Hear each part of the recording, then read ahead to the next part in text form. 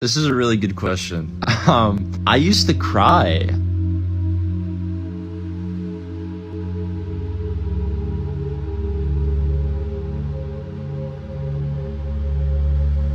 I used to lay in my bed at like 6 years, 5 years old, and I would just cry because I was so sad. Why do you still think about her? Because I haven't figured it out yet. Has this habit of taking us round in circles.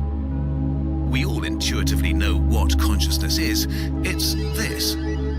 It's what you're experiencing here, right now.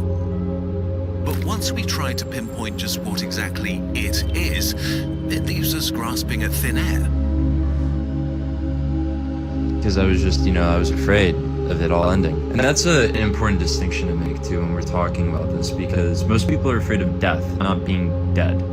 Being dead is, quite lackluster. We'll know everything, and then we'll be okay. We'll kill everything, and then we'll be okay. We'll forget everything, and then we'll be okay. We'll live forever, and then we'll be okay. We'll cling to everyone, and then we'll be okay. Even then, we weren't okay, because that's not how the game works. We were all dead before this. We were dead for however many billions of years the universe has been around, and now we're alive. But death is scary, because it's the end of life, right? It's the end of the adventure. I'm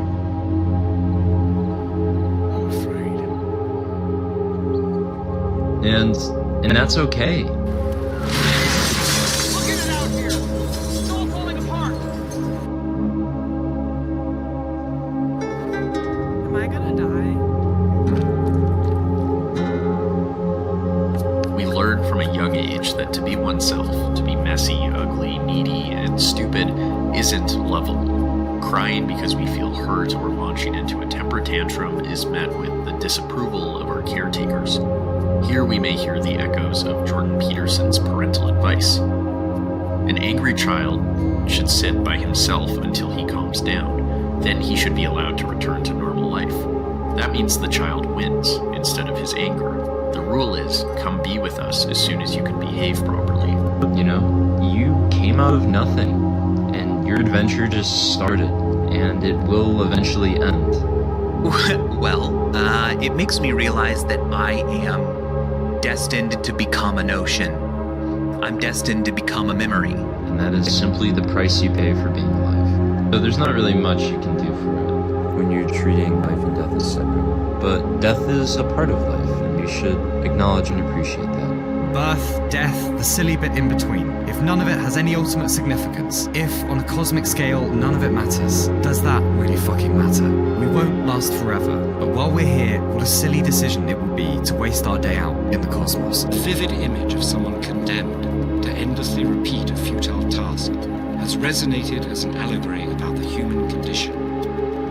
In his classic essay, The Myth of Sisyphus, existentialist philosopher Albert Camus compared the punishment to humanity's futile search for meaning and truth in a meaningless and indifferent universe.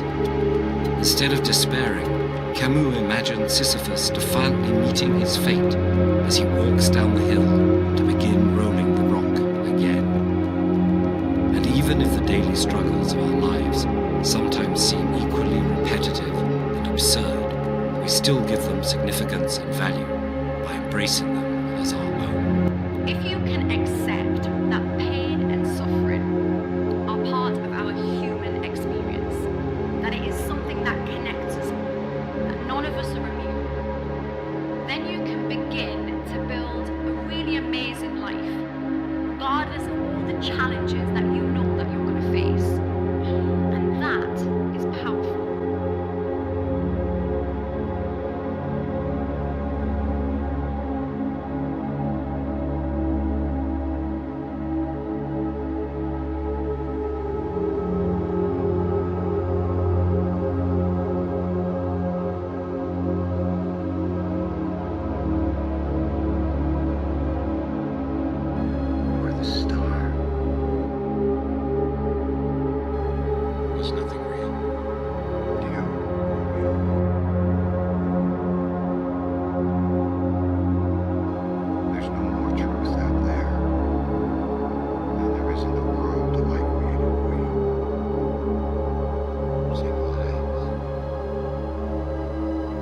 deceit.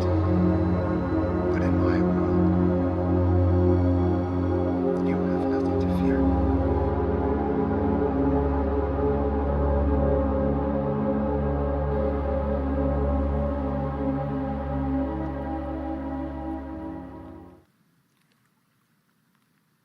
In case I don't see ya, good afternoon, good evening, and good night. Yeah.